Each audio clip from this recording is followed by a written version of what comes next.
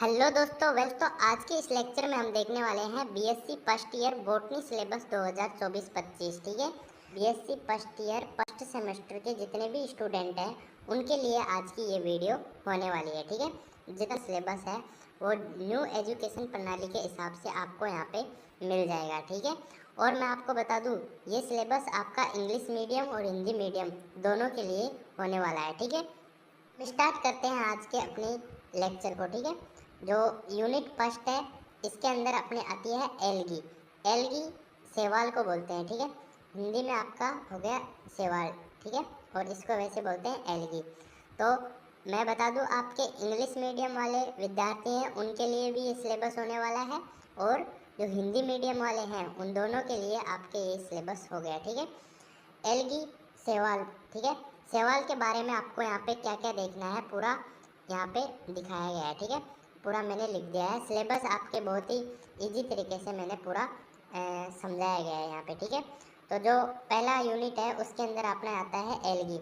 Algae के अंदर अपना जो इसके पहले कैरेक्टर्स हैं उनका आपको अच्छे से देखना है। ठीक है। जो सामान्य लक्षण है उसके बारे में आपको अच्छे से जानकारी लेनी है। ठीक है। इसके बाद में आपके जो क्लासिफिकेशन है, इसका वर्गीकरण है, उसके बारे में अच्छे से आपको देखना है। इसके जो प्रजनन तंत्र होता है, जैसे अलैंगिक, वैलैंगिक या वनस्पतिक, किस प्रकार से इसका प्रजनन है उसके बारे में आपको यहाँ पे बताना है। ठीक है। इसका जो लाइफ साइकिल है, मतलब कि जो जीवन चक्र है, उसके बारे में भी आपको यहाँ पे बताना है। ठीक है। और इसके जो उदाहरण हैं, जो इसके एग्जाम्पल्स हैं, उसके बारे में भी आपको यहाँ पे अच्छे से बताना है। ठीक है। ये सब चीज़ें आपको अपने सेवाल एलगी के अंदर आपके पूरा पढ़ना है। ठीक है। तो आप इन सभी चीज़ों को देखना ही है। ठीक है। अपने जो सिलेबस है इसमें पूरा ये डिटेल्स पूरी आपको बतानी है। ठीक है। इन सभी टॉपिकों को आपको क्लियर करना है। जो सवाल है उसके सामान्य लक्षण भी देखने हैं आपको, इसका वर्गीकरण भी देखना है, इसके अंदर प्रजनन किस तरीके का होता है, और इसका जो जीवन चक्र है वो किस प्रकार से आपका चलता है। ठीक है। उसके बारे में भी आपको यहाँ पे देखना है। और जो इसका जो उदाहरण है, एग्जाम्पल्स है, वो आपको ज़रूर लिखने हैं। ठीक है। उदाहरण भी आपको यहाँ पे देखने हैं। तो सवाल एक तरीके से देखा जाए तो आपके इम्पोर्टेंट टॉपिक है, और आप इसको अच्छे से तैयार करेंगे। ठीक है। इसके बाद में अपना नेक्स्ट आता है फंजाई, जिसे बोलते हैं हम कवक। ठीक है। कवक या फंजाई। ठीक है। तो इसके बारे में भी आपको वही चीज़ें जो ऊपर बताई है सवाल में, वही चीज़ें यहाँ पे आपको देखनी है। इसमें भी आपके सामान्य लक्षण हो गए, वर्गीकरण हो गया, इसका जो क्लासिफिकेशन हो गया, इसका जो प्रजनन के बारे में आपको बताना है, जीवन चक्र के बारे में आपको यहाँ पे बताना है, और जो इसके उदाहरण हैं उनके बारे में भी आपको यहाँ पे देखना है। ठीक है। जो उदाहरण है उसके बारे में भी आपको देखना है। इसके बाद में मैं आपको बताऊँ, जो अपना इसके बाद में आता है एक लाइकेन। लाइकेन भी आपका जो लाइकेन में लिखा हुआ है, सिर्फ आपको यहाँ पे उसके जो सामान्य लक्षण है, मतलब कि जो उसके कैरेक्टर्स हैं उनके बारे में, इसके आवास के बारे में, इसके आकार की, जैसे मतलब किस प्रकार से आकार अपना बदलते रहते हैं, उसके बारे में आपको यहाँ पे आकार के बारे में, इसकी आकृति के बारे में आपको यहाँ पे बताना है। और इसका एक प्रजनन तंत्र, आकार की और प्रजनन तंत्र, इन दोनों चीज़ों के बारे में आपको यहाँ पे बताना है। ठीक है। जो अपनी फर्स्ट यूनिट है वो यहाँ पे इतनी ही है। ठीक है। फर्स्ट यूनिट के अंदर आपके ये 3 टॉपिक आते हैं। पहला है आपका जो पहला टॉपिक आपका सेवाल, दूसरा इसका फंजाई कवक, और तीसरा लाइकेन। ठीक है। जो सेकंड यूनिट है उसके अंदर अपना आता है चौथा पॉइंट, ये होता है ब्रायोफाइटस। ठीक है। ब्रायोफाइटस वेरी इंपॉर्टेंट है। तो ब्रायोफाइटस के बारे में आपको यहाँ पे क्या क्या पढ़ना है, देखिए। ब्रायोफाइटा है, उसके बारे में आपको इसके जो कैरेक्टर्स है, सामान्य लक्षण है, उसके बारे में आपको अच्छी तरीके से देखना है। ठीक है। इसकी जो उत्पत्ति है वो किस प्रकार से होती है, और इसका विकास किस प्रकार से होता है, इसके बारे में आपको यहाँ पे देखना है। इसका जो वर्गीकरण है, क्लासिफिकेशन है, उसके बारे में भी आपको यहाँ पे अच्छी तरीके से देखना है। जो आपका यहाँ पे प्रवास होता है, इसका प्रवास भी देखना है आपको। ठीक है। प्रवास के बारे में भी आपको यहाँ पे देखना है, पर्यावास। जो इसकी थैल संरचना वेरी इंपॉर्टेंट है, आपको अच्छी तरीके से देख के जाना है, क्योंकि हर बार पेपर में पूछा जाता है थैल संरचना की सीमाएं। थैल संरचना के बारे में आपको यहाँ पे पूरा डिटेल से सचित्र वर्णन करने के लिए बोल देगा। तो मैंने इम्पोर्टेंट क्वेश्चन बताए थे आपके पिछली बार, तो ये थैल संरचना के अंदर आया था। तो इस वजह से इस बार भी आपने जो थैल संरचना के बारे में अच्छी तरीके से पढ़ने के लिए सिलेबस में बोला गया है, तो आप इसको अच्छी तरीके से देखेंगे, ठीक है। जो इसका प्रजनन है उसके बारे में भी आपको यहाँ पे अच्छी तरीके से देखना है।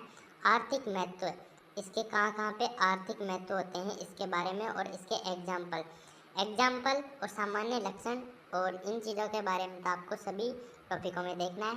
जो आर्थिक महत्व है और ब्रायोफाइटस है, इसके बारे में देखना है, ठीक है।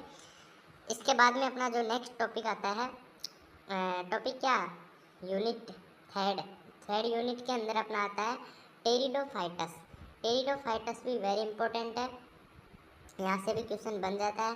तो इसमें भी आपको वही सामान्य लक्षण, वर्गीकरण, प्रजनन तंत्र, उदाहरण, और इसके अंदर एक नई चीज़ इंक्लूड की गई है, जीवाश्म। इसके बारे में भी आपको यहाँ पे देखना है, ठीक है। इसके जो भी सामान्य लक्षण हो गए, कैरेक्टर्स हो गए, उसके बारे में आपको यहाँ पे डिटेल से पढ़ना है। जो इसका क्लासिफिकेशन हो गया कि आप इसको कितने कितने भागों में वर्गीकरण कर सकते हो, इन सभी चीज़ों का यहाँ पे अध्ययन करना है, ठीक है।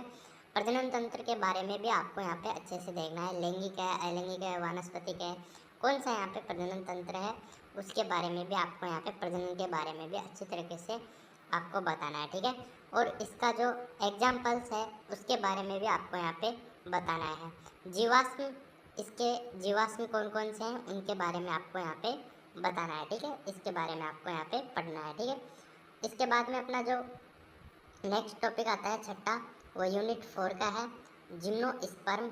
ठीक, जो अपनी यूनिट 4 है उसके अंदर आपके यूनिट 4 के अंदर अपने दो टॉपिक आते हैं, ठीक है। एक तो होता है जिम्नोस्पर्म, एक होता है एनजिम्नोस्पर्म। दोनों टॉपिकों को अच्छे से देख के जाना है, क्योंकि हर बार इनमें से एक ना एक क्वेश्चन फिक्स है। दोनों में से हर बार एक ना एक क्वेश्चन हर बार पूछा जाता है, ठीक है। जैसे जो जिम्नोस्पर्म है उसके बारे में आपको ये चीज़ें पढ़नी है, ठीक है। जो सामान्य लक्षण है, इसके जो कैरेक्टर्स हैं उनके बारे में आपको अच्छी तरीके से अध्ययन करना है। वर्गीकरण है उसके बारे में भी आपको यहाँ पे अच्छी तरीके से अध्ययन करना है।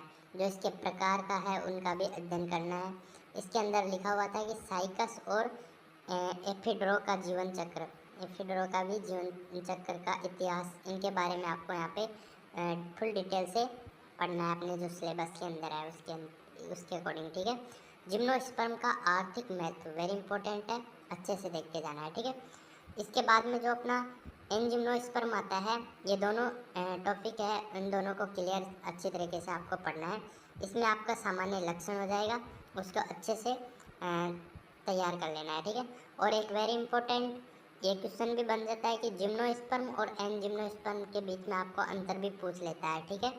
जो अंतर है ये क्वेश्चन भी आपके यहाँ पे पूछा जा सकता है, तो अच्छी तरीके से इसको भी पढ़ना है, ठीक है। जो सिलेबस के अकॉर्डिंग आपको पूछा जाए उसको पूरा आपको डीपली जाके पढ़ना है, ठीक है।